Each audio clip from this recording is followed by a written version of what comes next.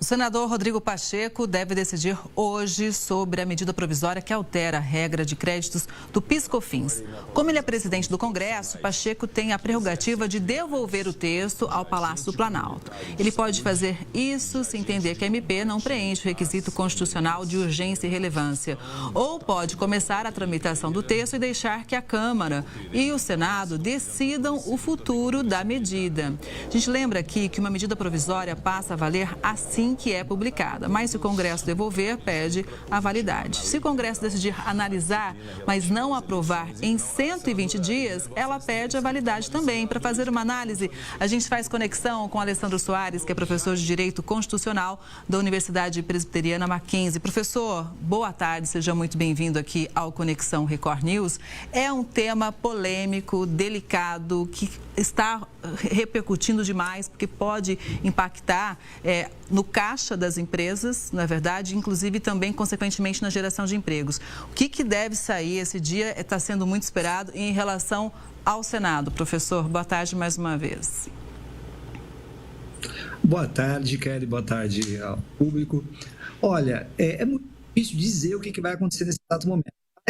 Cenário já meio, vamos dizer assim, que desenhado. Nós temos já o parlamento, basicamente, já opondo uma resistência muito forte. Aí a gente pode fazer uma pergunta de ordem política e menos jurídica, que é, bom, qual foi a articulação, quais foram as estratégias montadas pelo governo antes de enviar a medida provisória ao Congresso Nacional? Tem muita gente reclamando de que a medida não teria sido negociada, que não foi apresentada daquela forma. Bom, vai ficar no que nós podemos chamar do disse e não disse, né?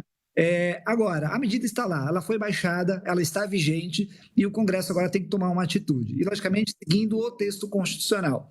Quando se debate, que é o que está fazendo agora o Pacheco, ou melhor, está sendo pressionado o presidente do Senado com relação a isso, para devolver a medida provisória, eu acho que é importante a gente dizer que não existe essa previsão de devolução. Isso tem sido construído ao longo do tempo como se fosse uma espécie de prática costumeira do Congresso de poder, às vezes, dependendo do caso, devolver a medida provisória. Qual é o significado disso, se esse for o cenário político, né, adotado? Significa, basicamente, uma espécie de derrubada da medida provisória, mas não pelo plenário do Congresso Nacional, mas pelo próprio presidente do Senado. E, em larga medida, isso pode representar uma estratégia política para evitar a derrota do plenário, que de alguma forma, acho eu, que o presidente do Senado tem. Mas, de qualquer forma, ainda assim é uma derrota e é um problemão, porque isso significa retornar praticamente a estaca zero a situação posta, e a questão da desoneração se mantém e o governo continua aí sem uma estratégia sem uma estratégia eficiente para compensar a perda nas desonerações. E talvez uma derrota em plenário ficaria mais evidente como a relação do governo e com o Congresso se dá, né? Pelo menos o momento dela, né? Sim, com certeza. O que nós estamos vendo, acho que é a análise hoje mais comum que está sendo realizada, é a ideia de que o Congresso, já por si só, ele já não aceita ser um coadjuvante com relação ao processo político naquilo que foi estabelecido na Constituição de 1988, ou seja, ele quer ser um ator principal. E aí, logicamente, vai ter um conflito muito maior. Quando nós olhamos esta questão da medida provisória, isso se coloca de maneira mais evidente. Por quê? Porque alguns setores que estão pressionando o Congresso hoje são setores com poder de fogo econômico. Cito aqui, por exemplo, o agronegócio, o setor agro, que está pressionando de maneira muito forte. Eles têm muito dinheiro, eles financiam os parlamentares. Eu sempre faço uma brincadeira do ponto de vista democrático, né? Se você, se as pessoas que trabalham no dia a dia, que dependem do dia a dia do seu trabalho, se nós temos condições de financiar, né, representantes políticos. Mas esse grupo político pequeno, ele consegue fazer esse financiamento. E ele consegue fazer, então, uma pressão muito forte dentro do Congresso, dentro de um núcleo político que, em parte, ou em grande parte, não é só uma oposição ao governo, mas é uma oposição muito ideologicamente muito forte, eu diria até mesmo, utilizar o termo aqui, raivosa. Isso demonstra o cenário atual que nós estamos vivendo, de aprofundamento da crise diante desse cenário de mudança estrutural da própria função do parlamento com relação ao presidencialismo da Constituição de 1988. Professor, e com esse cenário todo, a tensão sobre o tema aumentou. Nesta segunda, uma ação direta de inconstitucionalidade foi apresentada ao STF com pedido de decisão urgente contra a MP. O pedido é de suspensão imediata dos efeitos da medida até o julgamento da ação e que a iniciativa do governo seja declarada inconstitucional. O ministro Gilmar Mendes foi escolhido relator da ação. Já a CNI, que é a Confederação da Indústria, faz hoje uma série de reuniões com representantes de vários setores produtivos. E a Confederação também planeja encontros com congressistas para discutir a MP, que atinge 17 setores e municípios com até 156.200 habitantes. Logo que essa MP foi publicada, a gente já viu realmente as entidades de cada setor levantando os impactos, né? Então, para todo mundo que está em casa entender, o que está em jogo é uma restrição de benefícios fiscais, não é, professor?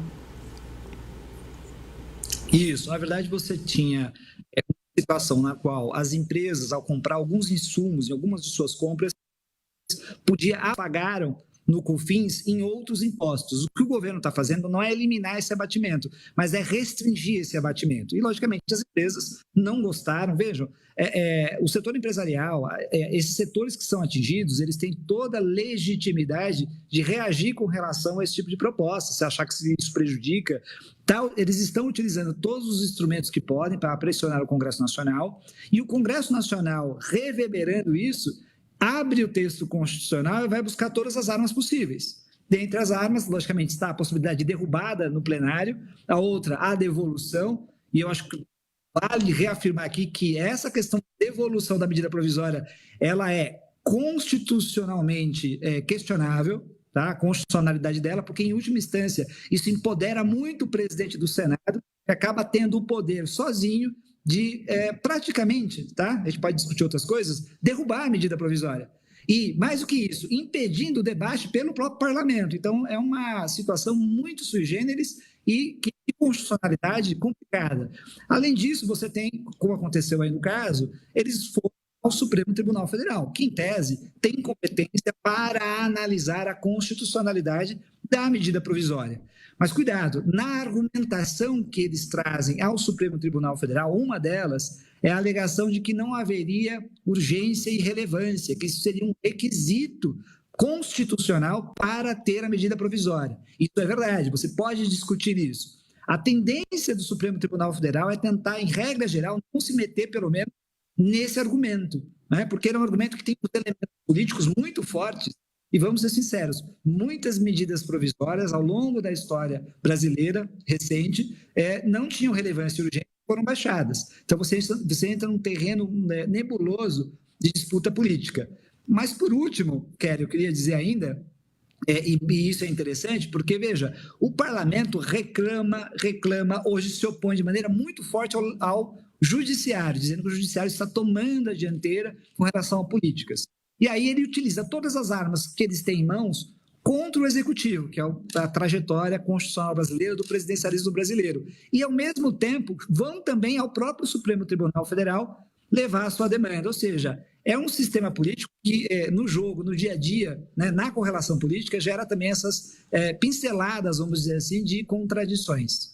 Pois é, e quem acompanha tudo isso, acho que é interessante a gente observar realmente essa relação entre governo, Congresso e Judiciário, né? Porque realmente, em muitos momentos recentes, a gente viu como foram acaloradas as discussões, não é verdade? Como realmente o STF foi visto como invasor aí em algumas áreas que pertenceriam ao Congresso especificamente, e agora há essa ação. De qualquer forma, além aí dessa ação do Supremo, como eu citei, existe sim todo o setor produtivo, o CNI questionando também, fazendo essas reuniões nos bastidores políticos. Na opinião do senhor, né, essa pressão toda, né, com os setores que empregam, argumentando, mostrando os impactos, a chance dessa MP continuar, ela é alta, ela não é? O que a gente pode ter pela frente? Porque existe uma questão fiscal, não é? O orçamento do país. Se não vier daí, vai ter que sair de outro lugar. O que o senhor acha que pode acontecer dentro desse cenário? A gente precisa lembrar que a desoneração lá atrás foi a razão única que levou, inclusive, a medida atual, que é essa discussão do PIS/COFINS, ela já gerou polêmica e tensões com o parlamento, com os setores todos pressionando. Lembrando que era uma desoneração excepcional. E aí tinha toda uma discussão política e econômica, que eu confesso que eu não tenho competência aqui para dizer, para analisar, mas que indicava que a desoneração das folhas de pagamento não faziam, né, ou não gerava, desculpa, o efeito das empresas realizarem novas contratações e investimentos. Muitas empresas que eram desoneradas, elas acabavam simplesmente guardando esse dinheiro, ou seja, a ideia da desoneração era uma ideia para gerar emprego e investimento, e isso não ocorre normalmente, pelo menos nas modelagens que foram adotadas no Brasil até hoje, na desoneração. E essa discussão, aliás, vale dizer, ocorreu lá na década de 70, na década de 60 e 70, e está acontecendo agora. Por outro lado, quando nós temos a discussão sobre o PIS/COFINS, as empresas, óbvio, né, uma tentativa do governo compensar essa perda de arrecadação, as empresas vão chorar, eu vou usar aqui, né, entre aspas, chorar bastante. E aí a gente tem que olhar com atenção, porque, veja, no momento do conflito político, as empresas vão tentar botar no papel qual vai ser o impacto dessa medida e, com certeza, sem dúvida nenhuma, vão exagerar. A questão de saber qual é o impacto real. Porque, veja, isso que está saindo na imprensa, das pessoas dando entrevistas, os empresários, os políticos indo no Congresso e batendo na mesa, é preciso pegar esses discursos e transformar eles em dados reais e concretos, para saber realmente qual é o nível de exagero, porque exagero há, porque eles estão realizando uma demanda política, e tentar aí abrir uma brecha de negociação. Então, a impressão que passa para nós é que, nesse primeiro momento, como está tendo muita gritaria, parece que o governo já perdeu, já era, olha só a quantidade de força, é verdade, mas é ainda uma impressão, porque a gente tem que olhar por debaixo de tudo isso, o que está sendo negociado. Não é ainda, Kelly, que para o Congresso, quase sempre, infelizmente, é interessante o governo se colocar nessa posição, porque aí eu posso vender posições mais caras com relação a outros projetos e a interesses, olha só. Ou seja, vira uma espécie de barganha. Quanto mais o governo estiver pressionado, melhor para quem está lá no Congresso fazer a negociação e fazer trocas com relação a demandas e interesses. E cabe a nós, né, brasileiros, acompanhar realmente, ficar de olho como que ocorrem essas negociações. Professor, obrigada, viu, pela análise, uma boa tarde e até a próxima. Eu que agradeço. Boa tarde, Kelly. Obrigada.